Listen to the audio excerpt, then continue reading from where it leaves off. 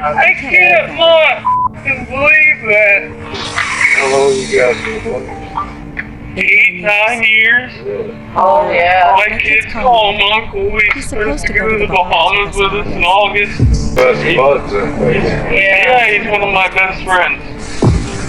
He met him in coal mining classes years ago, and we just put him in his family.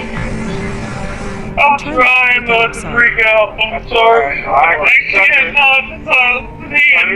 I'm not supposed to see that, man. Once you go to the beginning, how you coming out here? That right there is the weed eater, the whole plant. Okay. The breeding, the weed eater? Yes, sir.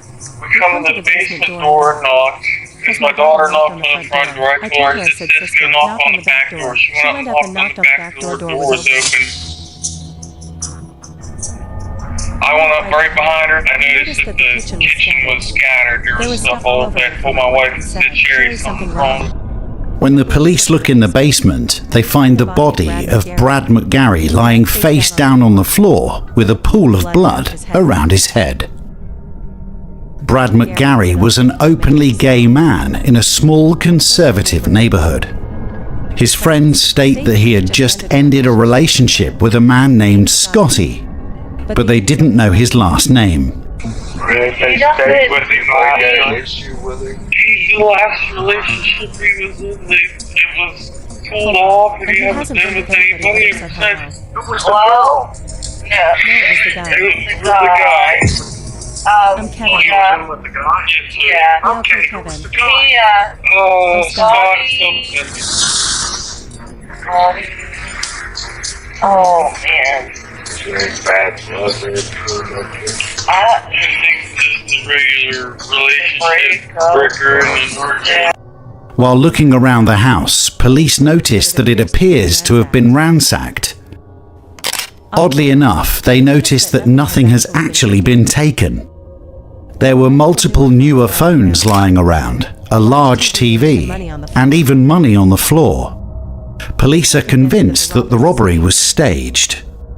The next thought is that it was suicide. When the coroner arrives, he starts taking a look at Brad's body.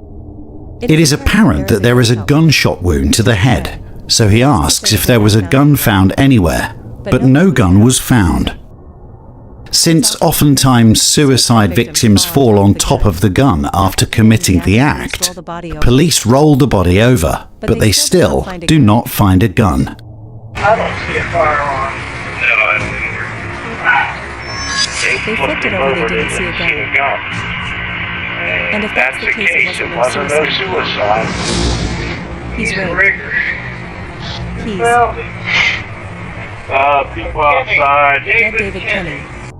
Detectives begin interviewing friends and family of Brad right away, Form a timeline. trying to form a timeline and gain as much information as possible as to who may have done this. After getting the full name of Scotty Butler, Brad's recently ex-boyfriend, they head to his house right away to interrogate him. When detectives arrive at the house, his mother answers the door and states that Scotty has been in jail for the past 3 months for violating his probation.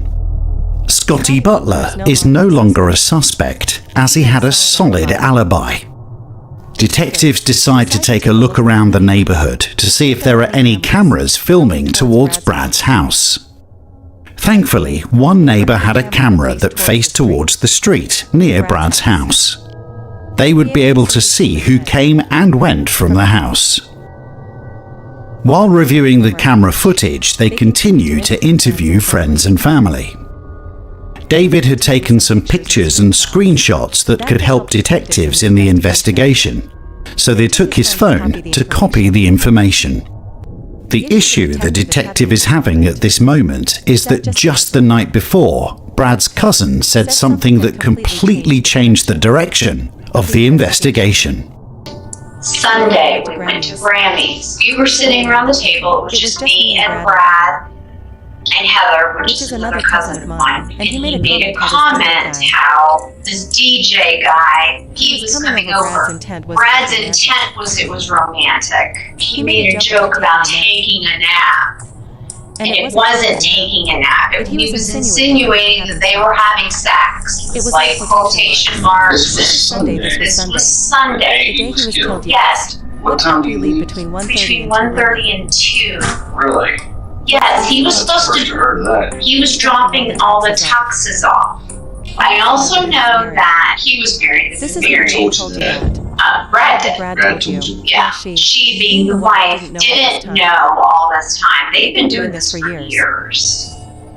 From what I understand, the two of them, Brad and DJ, kind of, I don't know if they laid low or they completely broke up. I guess they call him DJ or David Kenny. Really?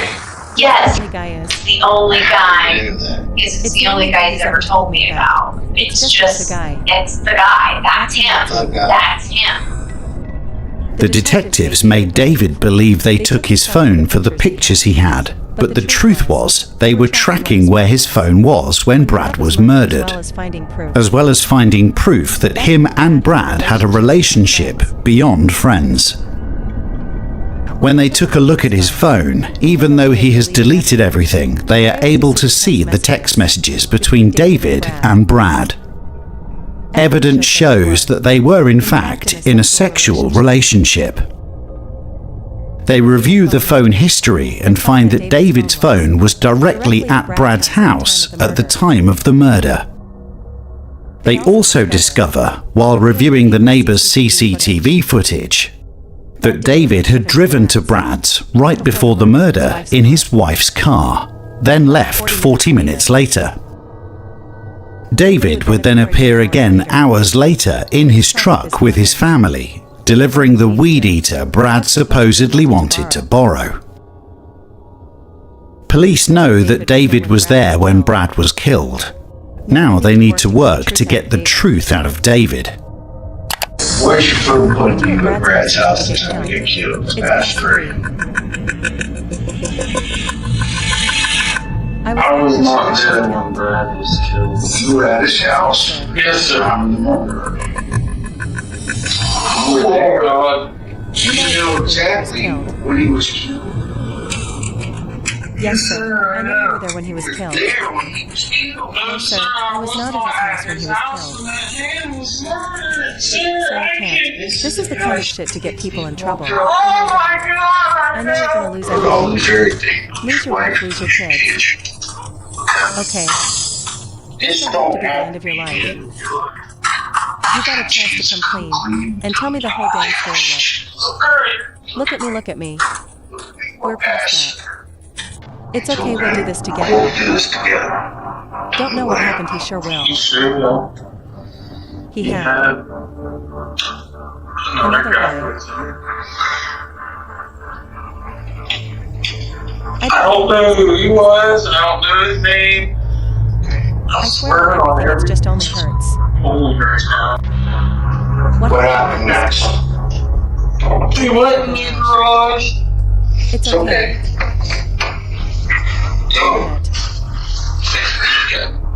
Look at me in the eye. But tell me what happened now. Tell me. What happened? I'm so scared what happened. You heard a gunshot. I came running out of the garage. Stop past the BMW. And then I realized.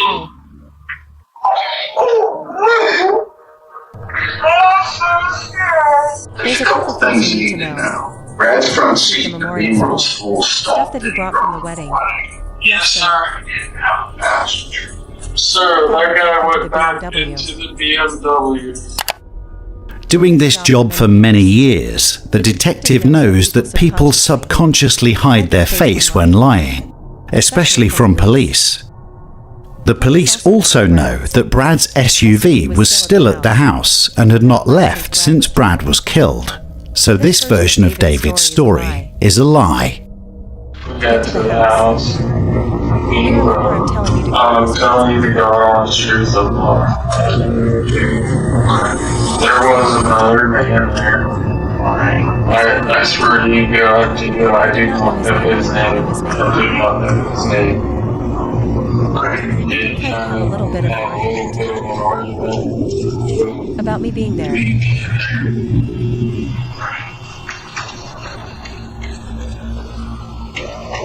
Shot, Brad.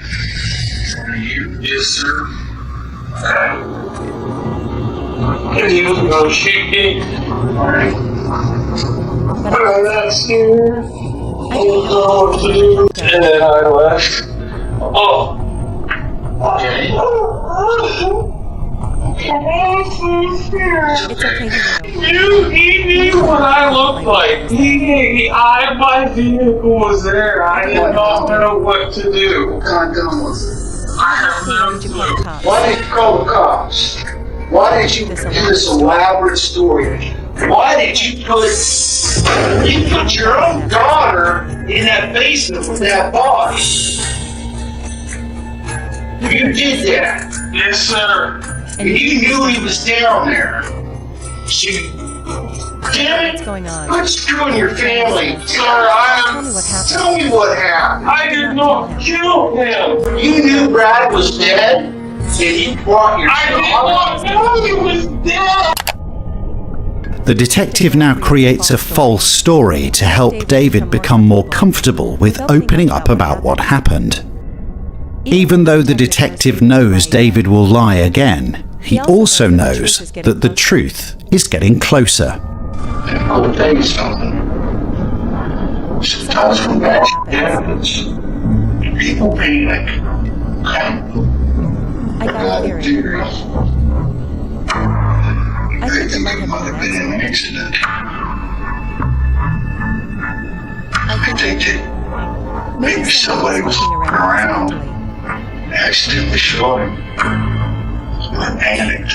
Didn't think anybody would believe him. Was it an accident? Am I right? Drop all this shit and just let it out. Brad deserves it. Brad's family deserves Brad's it. family deserves it. Your Your wife deserves deserves it. You kids deserve it. He doesn't want me to leave my life for a while. I love my wife and kids to death. You love Brad too. I did, I mean, Sometimes you think they're not leaving your wife for him.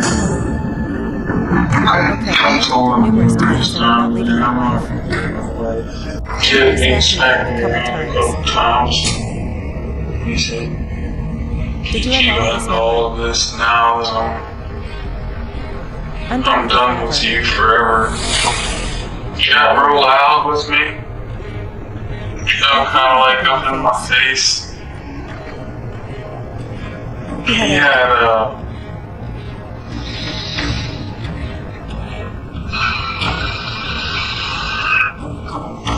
those little derringers. Cross the line, man. Stop. Let it go. Tell me what happened next. He had it in his hand. Just kind of like waving at me, you know what I mean? Telling me, But I'm tired. I'm tired of you. I can't believe leave my emotions. my emotions this long and just call it quits. He kept waving at me, so I grabbed it.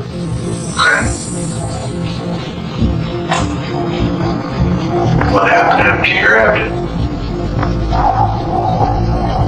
I pushed him. Okay.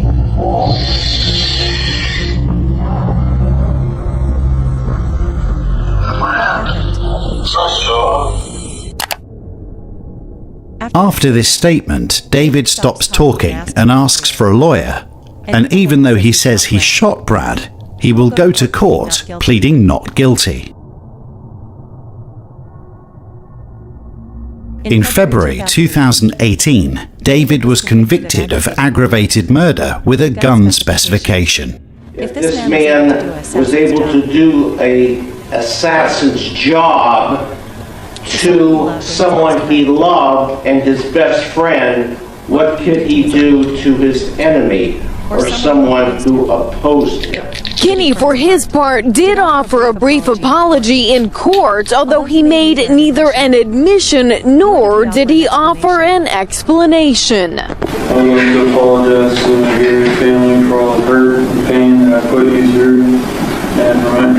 this to happen, and I wish I could take it all back. I know all the apologies in the world will never bring him back, but I want you to know I truly am sorry for it all. The defendant shall serve life in prison without the possibility of parole, plus 3 years beyond life in prison. Prison records indicate that David remains incarcerated at the Belmont Correctional Institution in St. Clairsville, Ohio.